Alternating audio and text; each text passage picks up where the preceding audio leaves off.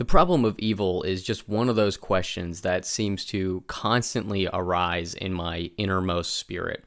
I look around the world, I see the news, I learn about history, and what always screams out to me is just, why does God allow all of this evil in the world? Like, you read about what happened to people after being conquered in war, and you're just like, oh my gosh, like, how could God sit there and watch that happen and not stop it? It's just atrocious to think about. You think for yourself, like, if someone I loved was being assaulted and I had the means to prevent it, why would I not, right? In our minds, this is what we think because it's almost like logical. It makes sense. I love this person. They're being harmed. I will stop that. And it really puts a big question mark on God. When I was growing up, this was one of the biggest problems I had. The biggest struggle I had with my faith was the problem of evil. Why do kids get bone cancer? Why does all of this evil happen in the world? And it wasn't just a logical problem for me or a philosophical problem. It was very personal. And it is for most people, I think. You have tons and tons of evil things that happen in our lives, and we lose our friends to cancer, we lose our relatives to car accidents, or we witness wars happening in our very time, and we see all this and we're just like, what is going on? Is what God says in the Bible, that he loves us and cares for us, and is all that true? It puts a big question mark there, and logically so. If you are a Christian and you've never wrestled through this, or you've never thought about it, it's quite challenging. It's disturbing even to think about in a lot of ways. And even if today, after wrestling with it for so many years, even today, I still sometimes have it creeping in my mind. Why, God? Why? And you see it all over the Bible. I can point to like verse after verse of even the prophets asking God, like, why are you establishing the unrighteous? You're planting them. They're succeeding. They're testing you and they're getting away with it. What's going on, God? You see these verses and you're just like, why doesn't God ever seem to answer? You have the book of Job, Job asking God, why? Why are you allowing all of this terrible stuff to happen to me? And ultimately, God doesn't give him a reasonable answer. Like, it's reasonable for God, right? He's just like, look, I'm God, I know what I'm doing. But for Job, it's not really an answer. But what I think ultimately happens with the problem of evil and us thinking about the problem of evil is that we think that if we were God, if I was God, things would be better. Things would be different, right? This is how we think. And honestly, like, if you really boil down the problem of evil, like, there's a lot of pain involved. I can understand why people struggle with it, but ultimately the heart of it is things would be better if I was God. If I was in charge, I wouldn't allow these things to happen. And I think that there's a lot of hubris, a lot of pride that comes along with the thinking that goes along with the problem of evil. I'm not saying it's wrong necessarily to question God and say, God, why do you allow this? I think it's quite reasonable. In fact, like I said, you see it all the time in the Bible with people asking God why. But what ultimately happens with people and the problem of evil, and what happened to me when I was wrestling through it in my younger years, is I started to accuse God of being evil. I started accusing God of wrongdoing. And just think about the pride that goes along with that. I understand there's a lot of questions. I understand there's a lot of evil that happens in the world and a lot of very human thinking logic that we can point to say, like, look, God, you're in the wrong here for allowing these things. But when we boil it down, it really is just human logic. It's not thinking of God in the right way of he's balancing like the entire universe in his hands. Like he sees everything at the same time. He knows everything. He is all powerful. And whatever he is doing is just out of the scope of anything that we could possibly comprehend or perceive. It just is. And if you don't like that answer, if you don't like that is true, well, then you may be falling into the category of that hubris, of that pride. I'm sorry to say it, but it's true. I only know this because I was in the same boat. For a very long time, I was the one accusing God of evil. And it took years, I mean years, 5, 6, maybe 7 years of fighting with God over this issue before I finally got to the point of humility and just being like, I really don't get it. And I think another aspect, and there's going to be a lot of aspects of the answers to the problem of evil and how to even go about answering it, because it's such a touchy subject. It touches, and I don't mean that as in like the terms of emotional, but it touches so many areas of life. It touches so many facets of our lives that we need to have so many different angles that we're attacking it at. I really don't think that there is actually an answer to the problem of evil that is perfectly satisfactory. Like, I can show you the free will arguments of Alvin Plantinga and stuff, and they're okay at answering it philosophically, but this isn't just a philosophical problem. Like I said, it's when I'm watching an innocent person be brutally murdered, right? When I'm watching that, I'm not thinking philosophically at that moment, am I? I'm thinking emotionally, right? Logically so, right? Ironically so, it's logical that I have emotions about what I'm seeing, because it's quite disturbing. It's disturbing. I can think of it philosophically and say, oh, well, it's just him exercising his free will of man, and oh, he's a significantly free being, so he has to be able to do that in order for, but yeah, I mean, I guess that works philosophically, but still in my heart, when I'm watching it, I want to stop it from happening, right? I want to stop the evil. And it makes you wonder, why doesn't God want to stop the evil? And ultimately what happens when we encounter these things and we're wondering, why doesn't God stop the evil, is we actually have to realize that he does. He does want to stop the evil. But we have to ask the question of, how would he go about stopping the evil? How does God stop us from doing evil? Because you have this weird conflict, right? I'm not going to get too much into what the will of man is and free will and whether we have it or not. But ultimately, I do think that human beings do have a will, and we are able to choose things, right? God is ultimately in control, and how the sovereignty of God and the free will of man work together, I don't know. I leave it up to a mystery. But if God were to stop us from doing evil, he really only has two options without completely infringing on our will as humans. The only two options he has is, one, to remove our will, to remove it completely and force us to do things. That's one option. Or the second option is going to be to kill you, to remove you, to stop you from being able to make a decision ever again. Those are the only two ways that God could genuinely, without infringing too much on our significantly free will being type of thing, the only way that he could do it is to those two options. And when I talk to people who have this problem of evil in their mind and I give them those two solutions to the problem, well, they don't like either one of those solutions either, do they? I remember I was talking to this atheist one time, and early on in the conversation, he got really mad about the Amalekite genocide, right? God commands the Israelites to kill all the Amalekites, slaughter them all, and he was very disturbed by this. And I think, rightly so. It's a complicated issue, but for a different video. But he was saying like, oh, God destroyed all the Amalekites, and that's so evil for God to have done that. And I explained to him, the Amalekites are very evil people. And sometimes, the only way to stop them from doing it is to wipe them out, right? And he didn't like that answer. But then later on in the conversation, he brought up the problem of evil. And he said, well, why doesn't God stop the evil in the world? Why doesn't he? And I was like, look, you just got done saying earlier on in this conversation that you didn't like that God killed all the Amalekites, but if you know anything about them, they were just horrific, doing horrible things, sacrificing babies, all these terrible things. So God stops that evil, and you didn't like that. But now all of a sudden, you want God to end evil? It's like, what makes you think that if God ended the evil, that he wouldn't kill you too? He would have to kill. If God wanted to stop all the evil in the world from happening, what he would have to do is kill every human being. Because we humans, if we're being honest, you look around the world, most of the evil that happens in this world is from us.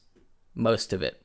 Earthquakes happen, storms happen, God's in control of those things. And yeah, some people die and it's terrible. But when you look at like the scale of things, the scale of how many people are killed by other human beings and just them exercising their will of man to do evil, when you see that, you look at the past century, like literally 100 million people were killed by starvation or war in the last century alone. It's those types of things that are just like, if God wanted to stop all the evil, he would have to kill us all. It's the only possible way. He would have to remove us. But if you talk to people, they don't like that solution, do they? But philosophically and logically speaking, again, those are the only two ways. If I want to murder you right now, let's say I want to murder you right now. The only way for me to be stopped is either you stop me and kill me, or God has to do it, right? God has to either change my will completely and change me against my will, and he has to do that, or he has to kill me. Those are the only ways to stop me. So if the majority of the evil is caused by us in the world, we kind of have to ask the question of how fair is it to blame God for all of it, right? Sure, God is definitely responsible in some way for what humans do. He is. No one can get around that. Yeah, God could stop us. God could conform our will. He could do those things. He could. So in some way, he is culpable in some strange way. But at the same time, we are still the ones exercising the will that we have to do the evil in the world. You may not like that, but it's true. When you look at the world, people are just evil. We just are. I talk to people all the time and I ask them, I'm like, do you want to make the world a better place? Do you want to make the world a better place? And everyone says yes. Everyone says yes. I have never talked to someone who said no to that question. And then I ask them, I'm like, okay, so you want to make the world a better place? I want to make the world a better place. Everyone I've ever talked to wants to make the world a better place. So why isn't the world a better place? Why isn't it? It's because even if you asked someone like Hitler or Mao or Stalin, if they were trying to make the world a better place, I guarantee they would say yes. It's our will is just evil. And even when we think we're doing good, we're still probably doing evil. That's just the fact of the matter. And the only way God could stop that is by removing us completely. A lot of people want to say that God is the evil one. God is the one doing all the evil. But you look around and it seems to be more of us. It seems to be more of us, right? So this is one of the facets, one of the touch points. Now another touch point. Let's say that in the problem of evil, God is the one who is causing all of it. So let's remove God for a minute. Let's remove God. God is gone now. God is dead, like Nietzsche says. He's dead now. And we're left with the world that we're in now. What would change? Who's responsible for the evil now? Right? If God is gone, if God is out of the picture, and we're left with the world that we have now, which is what so many atheists are already trying to claim, that God never existed, well then who's responsible for the evil now? Who's responsible? Because you can blame God all day long, but now that God is gone, who's culpable? Who's getting judged for this now? Well, we're back to us again. You see what I'm saying? It removing God, calling God the evil one, it doesn't actually solve the problem here. It just shifts the blame a little bit, right? And I think that most of the blame's already on us. We don't need to shift it anywhere. But you see, it just shifts it one slot over, and we're back to ourselves again. We're just back to us. It always comes back to us, right? Because we're imperfect. We are living in a fallen world. We have all this evil that happens in the world, and it always comes back to us as kind of like the main perpetrators of the evil. Now, this is the reasoning that I had coming out of the problem of evil that kind of sealed the deal for me. This is what snapped me out of it and really made me humble, because I was constantly blaming God for the evil in the world. I was saying, why don't you stop it? You could stop it. What are you even doing to slow it down or anything? Do you even step in ever? And this was the thing that kind of snapped me out of my thinking and made me a little bit more humble in this situation. And that was, God is not an apathetic, distant observer. He isn't some deist version of God who just set things in motion and just lets it all play out. That's not what God does. God didn't just create us and let us live in our vile, terrible, evil souls and ruin the world and all that stuff. He didn't just allow that to happen, right? He is the only one who's actually doing something about the evil in this world. He's the only one who's stepping in and actually doing something about the evil. When God sent his son, Jesus, into the world to rescue us from sin and death, when he did that, he is the only one who's actually fixing the problem of evil. He's the only one who's coming in and fixing the suffering that we have, because rather than just suffering here on earth and dying and being vaporized or whatever, there's something hereafter. There is a solution to the problem of evil. You read Revelation, he'll wipe away every tear from our eye. He'll make all things new. There will be no more suffering, no pain. He is the one who's solving the problem of evil by coming into the world and dying on a cross. Realizing that he's the only one who can actually overcome the evil in the world, and the only one who actually did overcome the evil in the world. This is what really changed my mind. And like I said, it took me years and years to get to this conclusion. Lots of wrestling with God, lots of struggling. But once I came to the conclusion that God is genuinely the only one who's fixing the problem of evil, that is what changed my mind. He's not an apathetic observer up in heaven just watching us suffer. He came into creation, suffered on our behalf, and died on our behalf so that we can have everlasting life. This is the solution to the problem of evil. Maybe it doesn't feel like it because there's still a lot of suffering in the world, but this is genuinely the only solution. If it's not this solution, what else could it be? So now that we're back to the beginning of things, we have a solution. You may not like the solution. We have a solution of Jesus Christ coming to the world to save us from sin and death. We have our hubris often being the culprit or the perpetrator of our problem of evil thinking, and thinking that God is evil and we could be God better than God is. When we finally move past those two things, which were my two big stumbling blocks, I think that we have a much clearer picture about what is going on. That God is God. God laid the foundations of the earth. He set things into motion, but he didn't just do that. He's constantly playing a role in his creation today. This, I think, is the only real answer to the problem of evil. Is it 100% satisfactory? No. Like I said, I still struggle with the problem of evil. I still read history books and wonder, God, why did you allow these things to happen? But sometimes we have to be a little humble and realize that our perspective is very small, and we don't see everything like God does, and we don't know everything that's going on like God does. And we have to trust in our Heavenly Father, just as the Bible tells us to do. You have to trust in your Heavenly Father. He knows what's best. He's going to take care of you.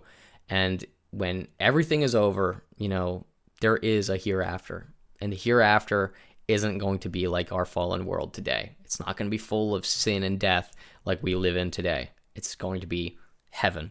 It's going to be wiping away every tear, no more suffering, no more pain. And this is what Christians have to look forward to.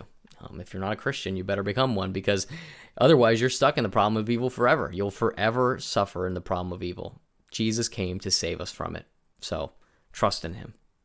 Now, like I said at the beginning, there's tons of arguments against the problem of evil, and I am not going to go into all of them. These are just the ones that help me personally to overcome it myself, at least sufficiently enough to keep functioning in my life without wanting to kill myself.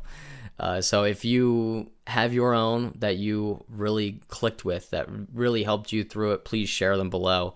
I know there's tons of them. I just did a video on the problem of pain. I just did a video on the book of Job. If you want to check those out as well to see some more arguments. But these are the ones that really helped me the most. So if they helped you as well, feel free to like, subscribe. You know the deal. If you enjoyed, I'm glad you did. Leave a comment below.